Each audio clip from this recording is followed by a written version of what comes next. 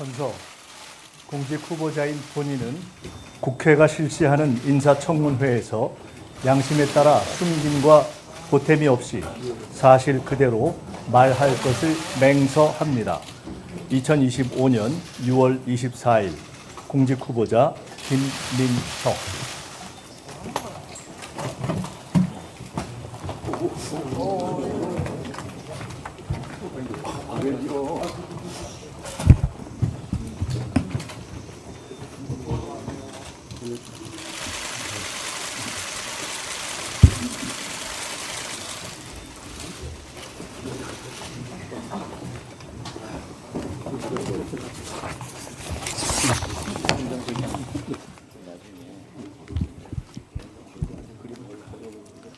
다음은 후보자의 모두 발언을 듣도록 하겠습니다. 후보자께서는 발언대로 나오셔서 인사해 주시고 모두 발언을 해 주시기 바랍니다.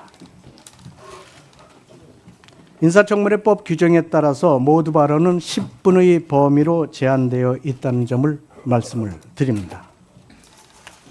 존경하는 이종배 위원장님을 비롯한 인사청문 특위위원님, 바쁘신 의정활동 중에 저의 인사청문회를 위해서 수고를 아끼지 않으신 위원장님과 위원님들께 존경과 감사의 인사를 드립니다. 부족한 저를 총리로 지명해 주신 대통령님과 큰 기대와 관심으로 청문회를 지켜보시는 국민 여러분께도 감사의 인사를 드립니다. 빛의 혁명을 통해 출범한 이재명 정부 첫 국무총리로 지명되어 이 자리에 섰습니다. 제겐 큰 영광이 아닐 수 없습니다. 하지만 지난 겨울 한파와 눈보라에도 굴하지 않고 국민 주권과 민주주의를 지켜주신 국민 여러분의 기대에 부응하고 역사적 소명을 다해야 한다는 무거운 책임감이 더 크게 느껴집니다. 저는 총리로 지명된 이후 지난 20여일 동안 한편으로는 청문회에 성실히 임할 준비를 하면서 다른 한편으로는 새 정부가 어떤 방향과 속도로 일해야 하는지를 고민하고 성찰하는 시간을 가졌습니다. 그것이 정책 청문회를 준비하는 성의 있는 태도라고 믿고 쉼 없이 학습에 임했습니다. 오늘 위원님들께서 주시는 모든 질의에 성실히 답변 드리면서 제 정책적 비전과 구상도 함께 점검받는 시간이기를 희망합니다. 존경하는 청문위원 여러분, 대한민국은 지금 안팎으로 총체적 위기 상황에 직면해 있습니다. 12.3 불법 개혁의 부정적 여파는 정치, 경제, 사회, 외교, 안보, 문화 등 모든 분야에서 여전히 이어지고 있습니다. 대외적으로는 복합경제 위기, 공급망 재편, 중동 정세 불안 등 급변하는 국제 정세가 우리 경제와 외교, 안보 전반에 큰 부담으로 작용하고 있으며 국내적으로는 민생 경제 어려움 극복과 정책 신뢰 회복, 사회 갈등 완화 등 구조적 과제들이 산적해 있습니다. 슈퍼 복합 넛크래커 상황 속에서 IMF 상황 때보다 더 힘든 총체적 위기 상황이 올 수 있다는 우려가 현실로 다가왔습니다. 출범 20일을 맞는 이재명 정부는 위기 극복을 위한 총력전을 벌이고 있습니다. 민생 경제에 활력을 불어넣기 위한 다각적 조치를 빠르게 추진해 나가고 있습니다. 정부가 제출한 30조 5천억 추경안이 국회에서 통과되면 서민 경제와 골목 상권에 어느 정도 숨통이 트일 것입니다.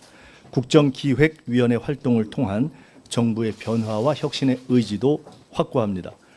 대통령님의 G7 정상회의 참석으로 손상됐던 대한민국 국격과 위상 회복을 세계에 알림과 동시에 우리 민주주의의 힘을 재차 확인시켜 주었습니다. 그러나 위기 극복의 길은 아직 멀고 험하기만 합니다. 특히 새 총리와 장관이 임명되지도 않은 상황에서 대통령님의 고군 분투만으로 정부가 운영되고 있는 안타까운 상황이 지속되고 있습니다. 속히 정부가 제자리를 찾고 제 역할을 다할 수 있도록 해야 합니다.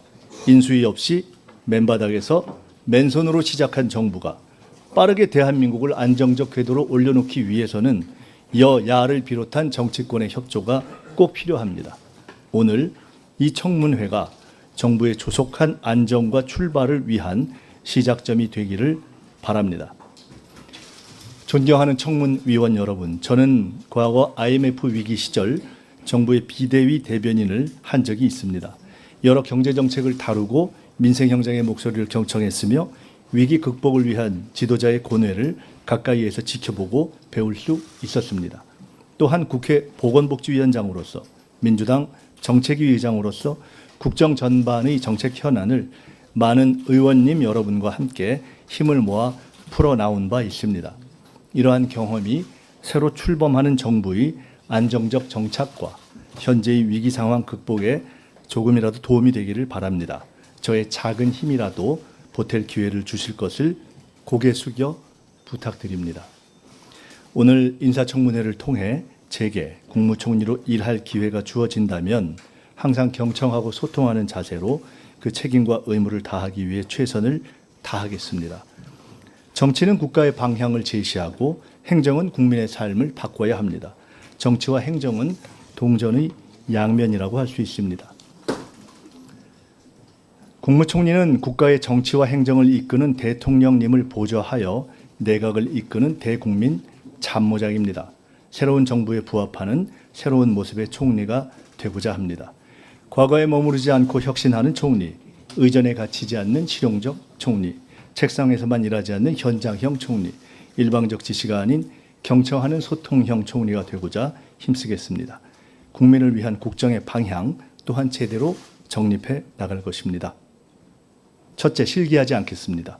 향후 100일 동안 실행 가능한 정책들을 속도감 있게 추진하여 지난 정부에서 미흡했던 부분을 바로잡아 나가겠습니다. 국민 살림을 살피고 경기의 활로를 여는 것이 무엇보다 시급합니다. 고물가와 불경기로 어려워진 민생 살리기부터 시작하겠습니다. 둘째, 우선순위를 명확하게 하겠습니다.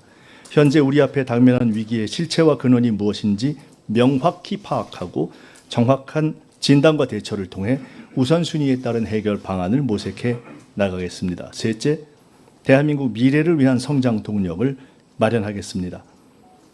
강력한 규제 혁신, 과감한 투자를 통해 AI, 반도체, 바이오 등 첨단 산업을 육성하고 향후 대한민국의 먹거리를 마련해 나가겠습니다. 넷째, 사회적 대화 모델을 구축해 나가겠습니다.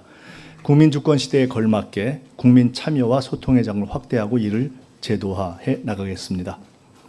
존경하는 이종배 위원장님과 위원님 여러분, 이 청문회는 저 한 사람에 대한 자격 검증이자 동시에 새 정부가 국민 앞에 제대로 서기 위한 준비 과정입니다.